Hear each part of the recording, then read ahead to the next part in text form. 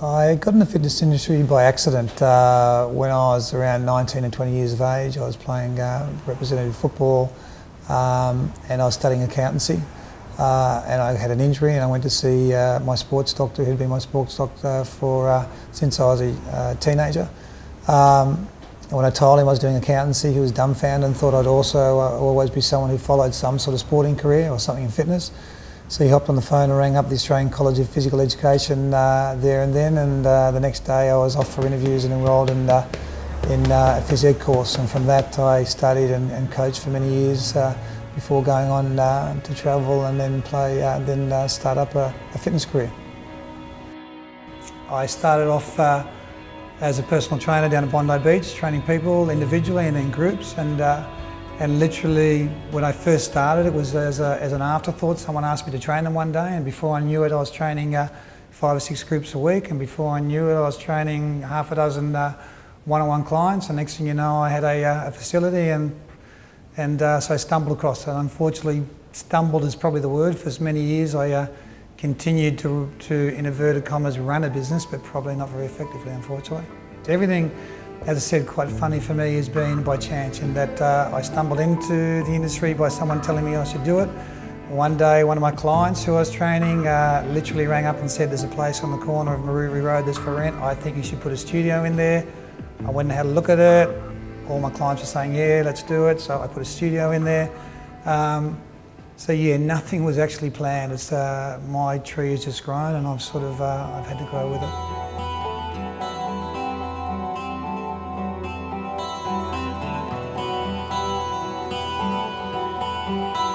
The studio that I built, although successful on all levels of training, was becoming a noose around my neck and was consuming my life. And I realised that for me to make some sort of change, it wasn't going to be, became obvious my strength was with training.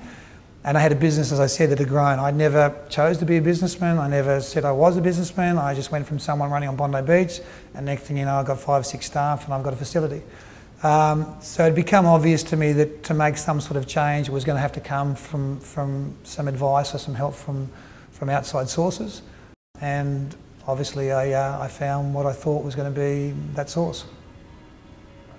The Raise the Rates campaign was a wonderful thing for us, in that we went from chasing people's accounts all the time to be able to secure over $200,000 worth of business for the year, and people signing up to pay up. So it made a big difference for us. The main thing for me is the system. So it's brought a lot more stability to what we do in the business, a lot more clarity to my staff. In the past, everything still fell upon my head because we didn't have systems, and if I didn't do it, I mean, it didn't get done. And as much as I wanted the staff to do it without direction, the staff didn't know what to do. So the difference is now that staff take a lot more responsibility, and as a result of that, it's given me a lot more time. So in the past, spending, coming home and having breakfast and helping out at breakfast time with the family was non-existent, and was for probably 4 or 5 or many years since my kids have been born. Whereas now I have the opportunity at times to be able to get home and have breakfast and help out before school, which is important. The main thing is time and quality of time. Beforehand, religiously I'd leave home at 4 or 5 o'clock every morning and get home at 7:30 at night. A quarter to 8. I finish off with a 6:30 to 7:30 class, and virtually 4 nights a week, and get home at quarter to 8. If I was lucky, I'd try and get home for an hour or half an hour in between that to try and see the kids before they get to bed, but very often I wouldn't even see them before they went to bed. Never saw them before they went to school. Luckily my gym is near my house, and often, most mornings my kids would just wave as they'd be hopping in the car, and that'd be my hello. So yeah, it's made a big difference being able to at least be home a couple of mornings a week and be home. I don't do any night times anymore, so I'm home every night. So that's made a big difference to be able to spend some quality time with everyone.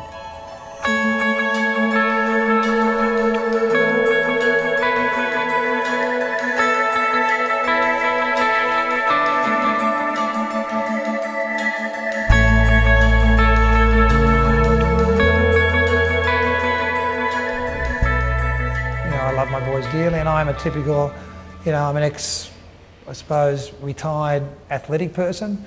and I love doing stuff with my son. So, you know, I can think of nothing better, and probably much to my wife's disdain, is that my idea of a fantastic holiday is my wife staying behind and me going on holidays with my two boys. And I don't mean with any negativity to my wife, but I love, you know, my idea of going on a wonderful holiday is to get up at 5:30 with my boys, go for a run, go for a surf, windsurf, you know, whatever it is, just to be playing with my boys. So obviously, as much as I never admitted it, it ate away at me at the fact that I didn't have that opportunity to spend that much time, as much time as I would have loved with my boys, although I still spent every spare moment I had with them. I now choose. So I now, as opposed to fitting my boys in around my lifestyle or my work style, I now choose, you know, when I take my kids now every Thursday afternoon. My kids have swimming lessons. I pick my kids up from school probably 3 or 4 days a week. Now I take them to swimming lessons every Thursday afternoon. We go and have sushi every Thursday night afterwards, something that wouldn't have dreamed on before. So yeah, it's brought a lot of good times. Being involved with Fit for Profit and MPE, it's been incredible. As I said, I literally, you know, and unfortunately used to hang my hat on the fact that I'd walk into work at 5 o'clock in the morning and walk out of work at 7 or 8 p.m. in the evening. And that was it. I live this premises, North Bondi. My premises is 1.5 kilometres from Bondi Beach. I can run there with my surfboard in 4 or 5 minutes. I can drive there in 1 minute in the car. And yet probably I'd surf, you know, for the last 6 or 7 years, I'd surf once a year at Bondi. The only time I'd ever surf was when I left Bondi, left my place to go on holidays, and I'd get to surf out of here. And one of the problems was not just the time. You know, I probably had time. The fact that my systems, I didn't have systems, was that I felt bad leaving all the time because everything revolved around me, and me being away from the business meant that if something happened, it probably wasn't going to happen properly. So there was a double-edged sword of not having time and then not having the time prepared. So I now have the freedom, I now have the choice. I've chosen over the last 6 or so months to spend a little bit more of that time on developing my corporate business, which is proving to be very successful for me. So that use of time, once again, is like an investment for me. I'm investing my time into something that's going to have far greater return. But I've now gone from someone who didn't surf to I now have you know, 2 days a week, Tuesdays and Thursdays for me at a minimum, 2 days where I go have a surf. And if the surf's no good, I take my computer with me, I go and sit in the grass down the beach and I do some work from the beach. So that's for 2 or 3 hours each week now. Bondi Beach has become my office. So that's a massive difference from where I was. 18 months ago, and probably a lot of husbands get it, I used to get, yeah, okay, sure, yeah, sure. Because my wife had heard it all before. Every year was going to be a different year. Every year was going to be different. Everything was going to change that year. And of course, without systems, nothing changed. Even though, you know, probably for the last 4 or 5 years, for the first time ever, I realised things had to change, and I'd start the year saying, I'm going to change. The unfortunate reality was that every year, you know, and I'd say, okay, I'm going to hire an administration person, but I didn't know what to get that person to do. I didn't know what I should do. So it's now changed from oh yeah to oh great. So now, you know, my wife's you know, obviously very appreciative of the fact that our lifestyle has changed, and we haven't changed our lifestyle a lot in that we're now investing. In that time now, I bought a holiday house up on at Noosa. And we go up with our family there and spend our holidays up surfing in Noosa. It's lovely to have, you know, your own place with your own kids' bedroom, with their surfboards in the garage and the windsurfers and all that sort of stuff, our own little playland. So that's been fantastic. So yeah, probably the same with my finances, the same with my time, is that what I've done in the last, you know, year or two is invested it. So we're not, you know, there's not big differences in our lifestyle in the short term, but definitely we're investing in stuff that's going to make big differences in the long term. If I'd known 15 years ago what I've learned the last 12 months, the sky's the limit. I certainly, you know, I would have been sitting having this conversation a long time ago.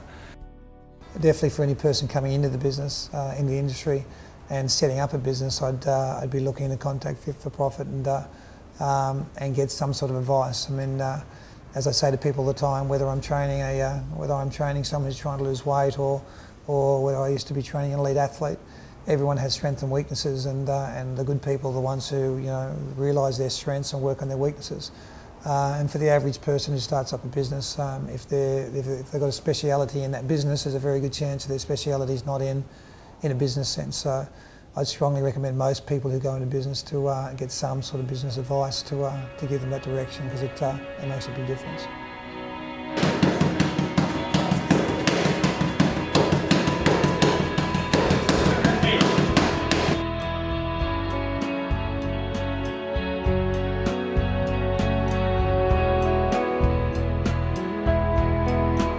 Dirk Hansen from North Bondi in Sydney, Australia.